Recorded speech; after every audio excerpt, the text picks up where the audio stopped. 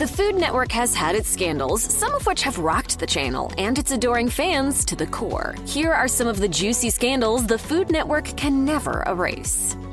Food Network mainstay Guy Fieri found himself on the wrong end of bad press in 2012 when the New York Times published a review of his Times Square restaurant, Guy's American Kitchen and Bar. Critic Pete Wells began with a question: "Guy Fieri, have you eaten at your new restaurant in Times Square?" Wells then proceeded to savage everything from the menu to the service. Fieri stood up for his restaurant on Today, explaining, "We're trying as hard as we can to make it right, to do it right. Is it perfect right now? No. Are we striving for it? Yeah."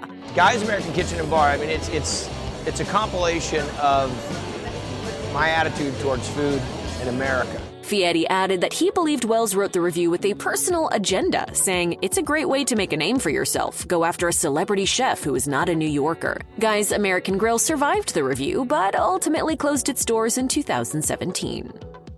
Cat Cora's New York City restaurant, Fat Bird, opened in 2017 and was immediately hit with bad reviews. Cora was often referred to as an iron chef, the mention of which likely sent shivers down the spines of Food Network execs. And things soon went from bad to worse. A few months later, Cora filed suit against Fat Bird. It turns out she'd given the restaurant's owners the right to her name, likeness, and recipes in exchange for a stake in the business. All my Southern recipes from way deep in Mississippi and the Mississippi Delta are all coming out, so I'm super excited. But at the time of her filing, she had yet to be paid. She also claimed the owners were offering unapproved menu items that led to the negative reviews. The claim, as spelled out in the complaint, read, "Cora has received the brunt of the blame for the restaurant's lackluster performance, which has caused and continues to cause irreparable injury to Cora's brand, goodwill, and reputation as a world-class chef and restaurateur." Fat Bird lasted just 2 more months, closing its doors in December 2017.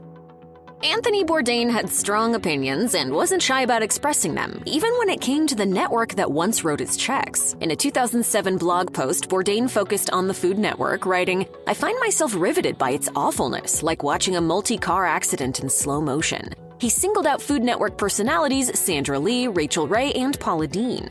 And if you thought time would mellow Bourdain, think again. We all sort of stood there silently for a second, kind of sharing this moment of perfect misery. At a July 2015 tour stop, he took a shot at Man vs. Food, telling Atlanta magazine, "Why did we watch that show? Admit it, you wanted him to die. The show confirms foreigners' worst suspicions, that Americans are fat, lazy, slothful, and wasteful." But Bourdain admitted to having a soft spot for one Food Network star, sharing, "I love Ina Garten. She's one of the few people on Food Network who can actually cook. When Ina Garten roasts a chicken, she roasts it correct."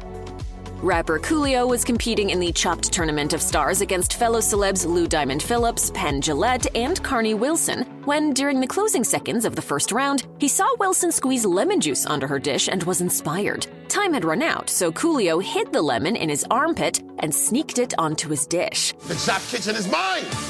Lou, Penn, Carney, you have been chopped. But Coolio wasn't as sly as he thought. The judges and his fellow competitors saw everything and called him out during deliberations. It was likely a moot point, as the judges weren't impressed with his beef and broccoli dish, and he was the first contestant eliminated. Coolio left with some parting wisdom, saying, "Kids don't cheat. Cheaters never prosper."